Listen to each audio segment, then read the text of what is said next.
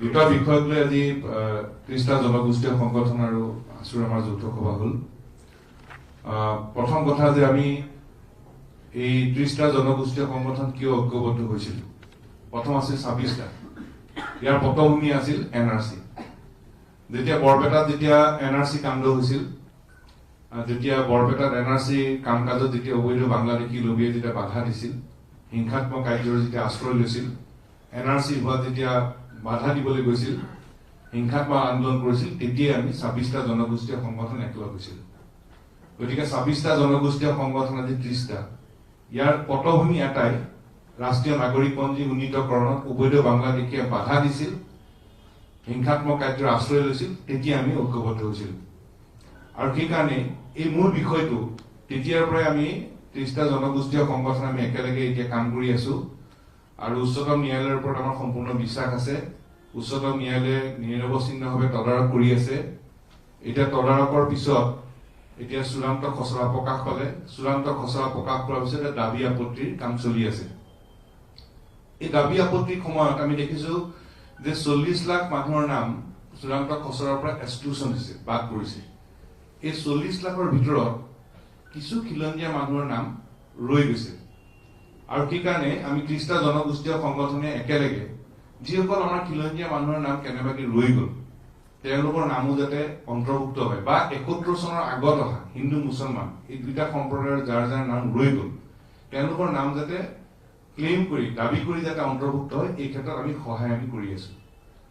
মই আকৌ কৈছো যে ৭১ আগৰ ৭১ চনৰ আগত অহা হিন্দু মুছলমান কোনো লোকৰ নাম ৰৈ গৈছে, বা আমাৰ ভূমিপুত্ৰ আমাৰ খিলঞ্জীয়া মানুহৰ সৰু নাম ৰৈ গৈছে। গতিকে তেওঁলোকৰ নামটো যাতে ৰাষ্ট্ৰীয় নাগৰিকপঞ্জীত অন্তৰ্ভুক্ত হয়, তাৰ কাৰণে আমি ৩০টা জনগোষ্ঠীয় সংগঠন আৰু ছাত্ৰ সন্থাই আমি সহায় কৰি আছো আৰু আমি সহায় কৰি থাকিম। উদাহৰণস্বৰূপে আমি ব্ৰাহ্মণ কছাৰী জনগোষ্ঠীৰ কথা কলো, গোৰ্খা জনগোষ্ঠীৰ কথা কলো, গৰীয়া মৰীয়া দেশী জনগোষ্ঠীৰ কথা কলো, কাৰ্বি জনগোষ্ঠীৰ কথা কৈছো, ক'ৰবাত ৰৈ গৈছে। গতিকে এই ৰৈ যোৱা সকলৰ যাতে দাবী কৰি নাম অন্তৰ্ভুক্ত কৰিব পাৰে, সেইখিনি আমি সহায় কৰি আছো, আমি সহায় কৰি যাম। একে সময়তে এইখন বাংলাদেশীৰ নামমুক্ত শুদ্ধ NRC হ'ব লাগিব। আৰু ইতিমধ্যে এই খচৰাখনত অবৈধ বাংলাদেশীৰ নাম অন্তৰ্ভুক্ত হোৱাৰ খবৰ ইতিমধ্যে প্ৰকাশ পাইছে। আৰু উচ্চতম ন্যায়ালয়েও নিজে তেওঁলোকে পতিয়ন যাবৰ কাৰণে গোটেই অসমত 10% চেম্পল ভেৰিফিকেশ্যনৰ সিদ্ধান্ত লৈছে। কাৰণ উচ্চতম ন্যায়ালয়েও নিজৰ পতিয়ন যাবৰ কাৰণে 10% চেম্পল ভেৰিফিকেশ্যনৰ সিদ্ধান্ত লৈছে। গতিকে আমি আশা কৰিম যে উচ্চতম ন্যায়ালয়ে যদি সিদ্ধান্ত লৈছে 10% চেম্পল ভেৰিফিকেশ্যনৰ কামটোৰ সম্পৰ্কত অচিৰেই তেখেতসকলে নিৰ্দেশনা দিব। কিন্তু এতিয়া ৰাষ্ট্ৰীয় নাগৰিকপঞ্জীত যিসকল সন্দেহযুক্ত বাংলাদেশীৰ নাম ৰৈ গ'ল, তেওঁলোকৰ নামটো কেনেকৈ কৰ্তব্য হ'ব, ইনক্লুশ্যন পাতিলো কেনেকৈ সোমাব লাগে, এই কথা আমি পদ্ধতি আমি লৈ আছো। এই সম্পৰ্কত উপায় আছে যে নাগৰিকত্ব আইনৰ যিখন নিয়ম ৰুলছ, সেই ৰুলছত 4.3 মতে আমাৰ বিষয়াসকলক কৰ্তৃত্ব দিয়া আছে। তেওঁলোকে স্বমতো অনুসন্ধান কৰিব পাৰে আৰু চূড়ান্ত নাগৰিকপঞ্জী প্ৰকাশ নোহোৱালৈকে এই কাম অব্যাহত ৰাখিব পাৰে। যেতিয়া SOP যেতিয়া প্ৰস্তুত হৈছিল, তেতিয়াও আমি ছাত্ৰ সন্থাই পৰামৰ্শ দিছিলো যে এই যিটো ক্ষমতা, এই ক্ষমতা বিষয়া কৰ্মচাৰীৰ হাতত থাকিব লাগে। অৰ্থাৎ 4.3 এই নিয়মৰ অধীনৰ ক্ষমতাটো অব্যাহত থাকিব লাগে। SOP-ত 4.3 ক্ষমতা দিয়া হ'ল, কিন্তু আমি দেখিলো যে এতিয়ালৈকে সেই 4.3 ক্ষমতাটো সম্পূৰ্ণ প্ৰয়োগ কৰা নাই। আৰু অসম চৰকাৰে নিজৰ দায়িত্ব এৰিবৰ কাৰণে দলবিলাক সংগঠনবিলাককে আপত্তি কিয় কৰা নাই বুলি প্ৰশ্ন কৰিছে। গতিকে এই কথাত আমি বৰ আশ্চৰ্য প্ৰকাশ কৰিছো। সন্মানীয় মুখ্যমন্ত্ৰী ডাঙৰীয়াই কৈছে কিয় আপত্তি নদৰ্শায়, আমি আশ্চৰ্য প্ৰকাশ কৰিছো। কাৰণ এইটো ক্ষমতা অসম চৰকাৰক দিয়া আছে, বিষয়া কৰ্মচাৰীক দিয়া আছে, নাগৰিকপঞ্জী উন্নীতকৰণৰ সমন্বয়কক দিয়া আছে, নিৰ্দেশনা দিব লাগে যাতে 4.3টো কাৰ্যকৰী হয়, বিষয়া কৰ্মচাৰীসকলে যাতে নিজে এই ক্ষমতাটো প্ৰয়োগ কৰে আৰু NRCত নাম থকা অবৈধ বাংলাদেশী নাম যাতে কৰ্তন হয়। কাৰণ আমি যি ধৰণে এইটা প্ৰস্তুতি চলি আছে, প্ৰক্ৰিয়া চলি আছে, উচ্চতম ন্যায়ালয়ৰ আমাৰ সম্পূৰ্ণ বিশ্বাস আছে। কিন্তু একে সময়ত আমি ক'ব খোজো যে এইখন নাগৰিকপঞ্জী অবৈধ বাংলাদেশীৰ নামমুক্ত হ'বই লাগিব। আৰু অবৈধ বাংলাদেশীৰ নামমুক্ত হ'বৰ কাৰণে এই দায়িত্বটো আছিল প্ৰশাসনৰ চৰকাৰৰ।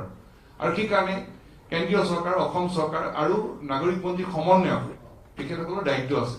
আৰু আজি আমি আকৌ কৈছো যে যেহেতু উচ্চতম ন্যায়ালয়ে তদাৰক কৰি আছে কিন্তু প্ৰশাসন যন্ত্ৰটো কাৰ প্ৰশাসন যন্ত্ৰ অসম চৰকাৰ আৰু অসম চৰকাৰ মুখ্যমন্ত্ৰী ডাঙৰীয়া নেতৃত্বত আছে গতিকে প্ৰশাসন যন্ত্ৰ ব্যৱহাৰ কৰিব লাগে যাতে উচ্চতম ন্যায়ালয়ৰ নিৰ্দেশ অনুসৰিয়ে আইনৰ নিয়ম অনুসৰিয়ে 4.3 ধাৰা অনুসৰিয়ে এই নাগৰিকপঞ্জীৰ পৰা অবৈধ বাংলাদেশী নাম কৰ্তন কৰিব পৰা যায় কিন্তু আজিলৈকে সেই কাম কৰা হোৱা নাই গতিকে উপায় কি বিকল্প আছে আপত্তি এই আপত্তি সম্পৰ্কত আমি বহু দিনৰ পৰা আমি পৰ্যালোচনা আমি কৰি আছো আৰু এতিয়া আমি দেখিছো আপত্তি সম্পৰ্কত গোটেই পৰ্যালোচনা আমি কৰিছো আজিও সভাটো আমি পৰ্যালোচনা কৰি আমি দেখিলো আপত্তি কৰিবলগীয়া হলে এছঅপি মতে সেই এনএছকে গৈ পেলাই আপত্তি দৰ্শাব লাগিব আৰু আমাক ইতিমধ্যে অসমৰ বিভিন্ন প্ৰান্তৰ জিলা আমাৰ এনআৰচিৰ লগত জড়িত বিষয়া কৰ্মচাৰীসকলে আমাক খবৰ দি আছে জাতীয় দায়িত্ব হিচাপে যিসকল বিষয়া কৰ্মচাৰীয়ে কাম কৰিছে আমাক খবৰ দি আছে ক'ত কি হৈছে ক'ত হোৱা নাই